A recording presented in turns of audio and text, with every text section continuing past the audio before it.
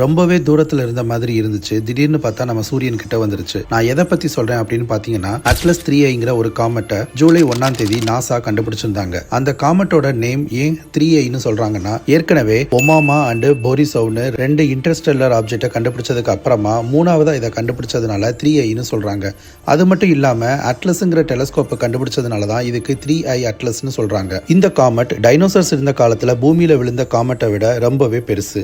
என்னதான் பெருசா இருந்தாலும் இது நம்ம பூமிக்கு இப்போ எந்த விதமான பாதிப்பையும் ஏற்படுத்தாதுன்னு உறுதிப்படுத்திட்டாங்க.